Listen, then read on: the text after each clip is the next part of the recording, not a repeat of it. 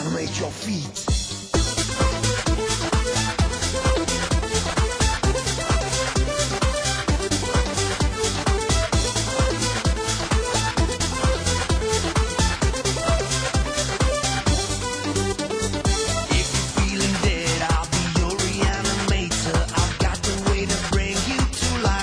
Bonjour à tous amis de l'angoisse, bienvenue pour cette 1 plus 1 2 plus 1 partie collection d'horreur de ma vidéothèque. Ici nous avons 3 cases, parce que là c'est les 2 grosses colonnes horreur, et il y en a une troisième qui va se faire, et ces 3 cases vont être remplies dans cette vidéo par tout d'abord de l'au-delà, je veux dire tous les films un peu spatiaux. Cette musique me perturbe. On va également y mettre de l'italien dedans. Après, nous allons passer à tous les monstres cultes, à savoir vampires, loups-garous, momies, momie et également Frankenstein. Je crois que c'est. Et dans la dernière case, nous y placerons tout ce qui est comédie horrifique, ou alors ce qui est pas vraiment horrifique mais qui est un peu jeune, comme les chars de poule et des petits trucs de genre. Ça va être sympa. Et commençons tout de suite avec les films de l'au-delà. J'arrive, frère Klein. Film pas vraiment horrifique mais que j'ai tenu de mettre là, puis c'est ma collection. Goblins, avec le synopsis, avec le plus de fautes d'orthographe. Oui, même ça ils ont pas corrigé, imaginez la gueule du film. Dark Bread, petite série B. Le cultissime Bad Taste de Peter Jackson. Merci Mika Collection pour le cadeau. La saga Predator avec Predator 2 et le nouveau Predator avec Adrien Brody. Enfin maintenant il y en a encore un nouveau et j'ai toujours pas vu ni eu le 1. La saga Alien avec le 2, le 3 et Résurrection qui est le 4. J'ai aucun des autres, dont le premier que j'ai jamais vu. Honte à moi! Alien vs Predator qui est sympathique, faudra que je me chope le Requiem même s'il est moins bon. La Mutante 2, seul film que j'ai de cette saga, faudra que je me procure les autres. L'excellentissime The Blood Doom avec The Rock. Bah c'est passable. Le vieux mais génialissime X-Tro, le préquel de The Thing qui est génial. Vous verrez The Thing de John Carpenter avec sa filmographie. Deep Freeze. J'ai aucun souvenir de ce film, c'est vous dire s'il m'a laissé de glace. Le très sympathique Dark Sky. Je vous conseille vivement la découverte de Almost Human. Ce film vaut le coup d'être vu. Le cultissime Faculty, la majorité le connaissent.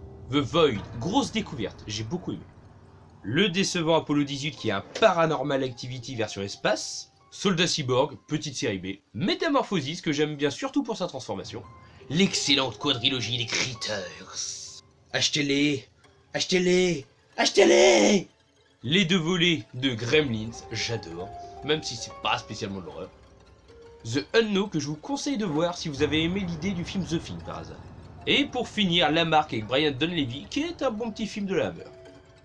Nous enchaînons avec le cinéma d'horreur italien. Oh sal mio d'argento. Et nous commençons avec Mario Bava, avec ce doublé de film, Le Masque du Démon qui doit être son premier et qui est très sympathique, et La Maison de l'Exorcisme qui est tout à fait à l'opposé du premier. Un doublé avec Baron Vampire et une hache pour la lune de miel, les deux étaient plus ou moins moyens, faut adhérer au cinéma italien. Passons à mon réalisateur italien préféré, à savoir Lucio Fulci, avec La Longue Nuit de l'Exorcisme de l'édition Le Chat qui fume, sympathique. Un de ses films les plus décriés par certains, pourtant moi je l'adore, L'Emmuré vivant. Le sublime coffret Lucio Fulci, dur à trouver, j'adore, une pièce, vous ne toucherez pas, qui comporte pas moins de 6 films, à savoir Voix profonde, Nightmare Concert, La Malédiction du Pharaon, qui est celui que j'aime le moins, Frayeur, L'Au-delà et La Maison près du cimetière. Les 2 premiers méritent d'être découverts et les 3 derniers sont vraiment des pépites. The Black Cat tiré d'une œuvre d'Edgar Allan Poe. Pourtant j'adore Fulci et j'adore Poe, mais ça doit quand même être un de ses moins bons. Je sais pas, je me suis un peu fatigué dessus. L'éventreur de New York, qui comme dirait sûrement Dark Magica, ne casse pas 3 pattes à un canard. C'est assez marrant parce que le tueur de ce film en plus il y a une voix de canard. Casser 3 pattes à un canard. Canard. Ah la solitude comique. Zombie 3 qu'il faut voir pour la rigolade, du Lamberto Bava avec Démon 1 et Démon 2. Ces pépites doivent être restaurées, ils sont géniaux, regardez-les. La Maison de la Terreur de Lamberto Bava, à part la jaquette, j'ai vraiment pas accroché au film. Que serait le cinéma italien d'horreur sans Dario Argento, avec le chat à l'œuf-queue, qui reste un excellent dialogue. Suspiria, qui reste sûrement son œuvre la plus culte avec le remake qu'on a eu et que je n'ai pas vu cette année. Inferno, le deuxième volet des Trois Mers avec Suspiria et Mother of Tears. Le méconnu mais grâce au chat qui fume, c'est revenu Opéra, qui a des bonnes scènes et une bonne idée. Mother of Tears, le troisième volet de la trilogie. D'ailleurs, qui est peut-être un peu moins bon, mais quand vous regardez les trois, l'ensemble fait un tout très homogène, très sympathique à visionner. Et un de ces derniers, Giallo. Donc il y a un Giallo avec Adrien Brody, que perso, j'ai bien aimé, c'est pas le meilleur, mais ça passe. Cadeau de la face cachée du cinéma, Bloody Bird, il est génial, regardez-le, si vous aimez les thrillers italiens, il est super. Le malaisant Blue Holocaust de Joe D'Amato, frisson d'horreur que j'ai pas du tout accroché.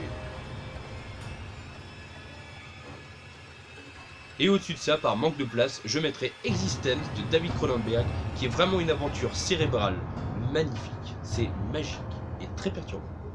Nous allons passer à tout ce qui est vampire, loup-garou, Frankenstein et monstres célèbres, en commençant par les films de loup-garou, avec le loup-garou, l'original. Très sympathique si vous aimez bien les vieux films. Le loup-garou de Londres a sûrement la meilleure transformation en loup-garou possible et inimaginable au cinéma. Le loup-garou de Washington, et oui, c'est possible, ça reste un nanar, une série B sympathique. Et le loup-garou de Paris, la France, monsieur, la France, qui m'a déplu, avec un caméo rapide de Thierry Lhermitte. Le cultissime Teen Wolf, l'ordre du loup, petite série B avec de bonnes idées. Wolf Cop et Another Wolf Cop, complètement pété du casse, des comédies avec un loup-garou flic, et je peux vous dire, les jaquettes parlent pour elles-mêmes. Werewolf, dans mes souvenirs, c'était plutôt sympa. Le nullissime Battle Dog, zappez tout de suite. Skinwalker avec de l'hémoglobine, de l'hémoglobine, de l'hémoglobine. Monster Wolf, que j'ai hésité à acheter parce qu'on m'a dit qu'il était mauvais, et il est mauvais. Wolfen, plus esprit que vrai loup-garou, mais très sympa. Les trois premiers volets de la saga Underworld, faut que je me procure le 4 et le 5, j'aime beaucoup cette saga. Van Helsing Mission to London, qui est un petit animé d'une 45 minutes à peu près, qui peut servir de préquel au film Van Helsing. Que d'ailleurs j'ai dans une édition collector fort sympathique, film que je vous conseille, comparément aux deux, lui que je vous déconseille, qui est dur à trouver, mais faut mieux qu'il reste dur à trouver, vu la qualité. Le Dracula de Francis Ford Coppola, culte et magique. Dracula et les femmes et une messe pour Dracula, excellent film avec Christopher Lee, je l'adore. Je mettrai également du coup le cauchemar de Dracula, toujours avec Christopher Lee et toujours sympathique. Le vampire à soif avec Peter Cushing, où leur vampire ressemble à une grosse mouche. C'est possible. Le cirque des vampires, encore un bon film de la Hammer dont j'aimerais choper la version restaurée. Les maîtresses de Dracula, sans Christopher Lee, mais quand même avec Peter Cushing. Vampire, vous avez dit vampire, culte, mais pour trouver le 2, c'est pas possible. Le bal des vampires de Roman Polanski, qui m'a fait tirer pas mal de sourires. 30 jours de nuit, la série, dont la série dure autant qu'un film d'1h30 quasiment, qui est assez moyen. Mais par contre, il y a aussi 30 jours de nuit, le film, qui est très bon. Il me reste juste à trouver 30 jours de nuit, 2 jours sans. Toll of Vampire, franchement, je préfère 30 jours de nuit et c'est un peu basé sur la même idée. Dracula 2 Ascension, qui est sympathique. Vampire 3, faudrait peut-être que je trouve Dracula 1 et 3 et Vampire 1 et 2, ce serait pas mal pour compléter. Livide, film français sur les vampires très original que je vous conseille de visionner. L'injustement décrié Dracula Untold, j'ai beaucoup aimé personnellement. On s'attache plus au fait qu'on voit la transformation de Vlad l'Empaler en Dracula, on n'arrive pas directement sur le vampire. The Thompson, quand les vampires cassent du vampire, hâte de trouver Hamilton, le premier. La secte avec David Carradine. Non, le fils des ténèbres. L'histoire de base était intéressante, mais il a tellement été mal fait. La trilogie des Blades, juste culte. On passe à Frankenstein avec Cher pour Frankenstein, qui est sympathique. Le génial Frankenstein créé à la femme des studios Hammer avec Peter Cushing. Le super délirant Frankenhooker. Frankenstein General Hospital, qui en fait est un amour de Frankenstein. J'ai pas compris pourquoi c'est pas le bon film. Frankenstein, donc je sais plus lequel c'est celui-là, mais j'ai beaucoup aimé. I Frankenstein, c'est bourré de défauts, mais je ne peux m'empêcher de m'accrocher à celui. Et la nouvelle version de Frankenstein qui rend le personnage beaucoup plus humain et beaucoup plus perdu, on s'accroche vraiment émotionnellement à lui. Pardonnez-moi d'avoir changé le cadre, mais je commençais vraiment à fatiguer. L'empreinte de Dracula, vu récemment, et franchement ça reste très sympa. Le magnifique Morse qui revisite très bien le mythe du vampire. La tombe, un nanar que je ne savais pas très bien où classer. The Gate, des petites créatures sympathiques malgré un effet vieillissant, je sais qu'il y a un 2, faudra que j'arrive à me procurer. Les nouveaux vampires, ne regardez pas ce film! Faut mieux rester aux anciens, ils sont meilleurs, les nouveaux vampires c'est quoi ça? Twilight? Je hais ce film. Mutant assassin, qui n'est pas autant un loup-garou mais plutôt un chien mutant, j'avoue au look assez mal fait, mais bon, j'ai plutôt bien accroché quand même. Les quelques films que j'ai sur des momies avec la momie sanglante du studio Hammer que j'ai vraiment trouvé très mauvais. Momie Résurrection, passable, basique. Et pour finir, l'excellente trilogie La Momie avec Brandon Fraser. Les trois, je les trouve sympas, mais le meilleur, ça reste le premier. Franchement, excellent. On enchaîne avec la catégorie comédie, et avant les comédies, j'ai mis des films pseudo-horrifiques pour jeunes qui font pas spécialement peur. Et on commence tout de suite avec Chair de poule, l'intégrale de cette superbe série. Avec les 4 saisons. Oui, parce que là, il y a la 3e et 4e saison groupées. Franchement, c'est super sympa à découvrir comme jeu. Quelques épisodes des Contes de la Crypte. Faudrait que je me procure le coffret intégral, ça serait plus facile. Les Contes de la Crypte 2, le film, qui en fait est un regroupement d'épisodes présents sur la série. Donc une fois que j'aurai la série, il n'aura aucun intérêt, mais je le garderai, j'aime bien la couverture. Creepshow 2, vraiment génial, faudra que je trouve le 1 et le 3. Un petit film assez méconnu, La Malédiction du Pendu. Chouette petite enquête avec 2 gamins dans une école, j'ai bien aimé. Le célébrissime Les Frères Grimm, qui n'est pas spécialement un film d'horreur, mais qui a des scènes quand même assez effrayantes. La saga The Crow, avec le 1 qui est iconique, le 2 La Cité des Anges avec Vincent Pérez, qui est défendable, et le 3 que je n'ai pas vu parce que je viens de le recevoir récemment. Il faudrait également que je trouve la série, et je crois qu'il y en a un 4e et qui malheureusement n'est jamais sorti chez nous. Passons aux comédies pures avec Scary Scream Movie. Moi j'ai bien aimé, même si ça vaut pas les Scary Movie. C'est une parodie de Scary Movie qui est une parodie d'autres films. Donc c'est la parodie d'une parodie d'autres parodies. Ouais, ça fait mal au crâne dit comme ça. Ouais, ça reste sympathique. En parlant de Scary Movie, voici les 4 premiers volets, il manquera que le 5e. Le meilleur restant pour moi quand même le 3, avec Leslie Nielsen qui est énorme dans le rôle du président. J'adore. Bienvenue à Zombieland, ai-je vraiment besoin d'en parler? Booba Hotep avec Bruce Campbell, l'acteur de Evil Dead, complètement pété. Franchement, ce film vaut le coup d'être vu. Je vais très certainement me faire incendier les commentaires, voire même taper. Mais voici les Evil Dead que j'ai rangés dans la catégorie comédie d'horreur parce que je me fous carrément la poire devant quoi. Avec toujours Bruce Campbell. Le 1, le 2 et l'Armée des Morts qui est le 3. Le Dentiste 1 et 2 qui se trouvent plus des comédies horreur du fait que je ne savais pas vraiment où les mettre. Après c'est assez drôle même si certaines scènes sont terribles et qu'après ça vous n'y restez certainement plus pour le moment chez le dentiste. Faites votre plus grand sourire. The Rocky Horror Picture Show, version 25 ans de plaisir absolu. Tellement bizarre, indescriptible, un ovni du cinéma. Dans le genre bizarre, horreur et sexe, lesbian vampire killers, bien fun. Une petite comédie d'horreur français après Poltergeist, nous avons Poltergeist. Venez écouter la musique de Poltergeist. Autre petite comédie française sympathique, Les Dents de la Nuit. Vampire Suck, donc une parodie de Twilight. Et c'est la seule façon pour moi de pouvoir voir Twilight, c'est en parodie. C'est triste à dire. Undead or Alive, quand les zombies débarquent au Far West, c'est pas pour manger les faillots. Sympathique comédie d'horreur, j'ai bien aimé. Le bien tripant Hood of Horror de Snoop Dogg, avec également le catcheur Diamond Dallas Page. Alors là, meilleure comédie d'horreur à mes yeux. Enfin, moi j'ai vraiment surkiffé. Tucker and Dale Fight le mal. Putain, vivement qu'ils en fassent un deuxième. C'est pas prévu, mais je payerai pour en avoir un deuxième. Les Sorcières d'Eastwick avec Jack Nicholson, très sympathique.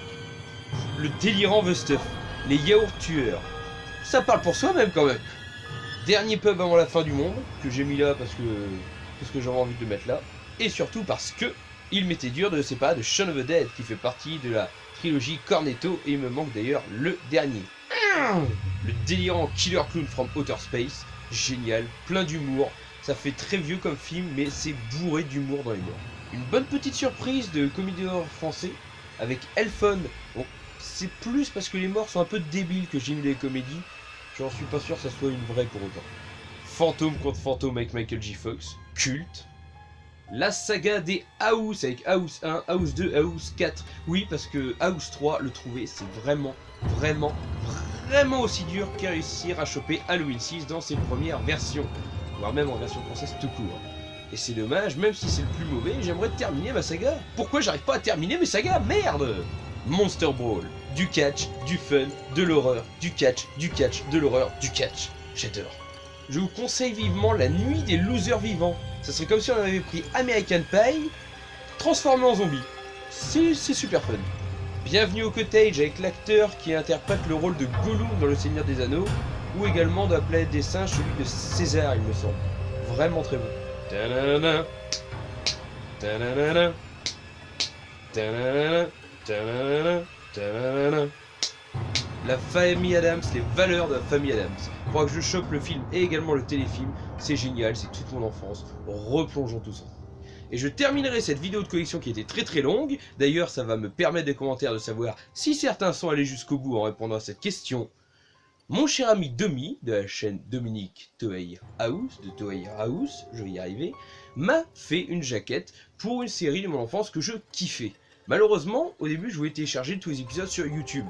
Mais quand je m'y suis repris, 80% ont été supprimés.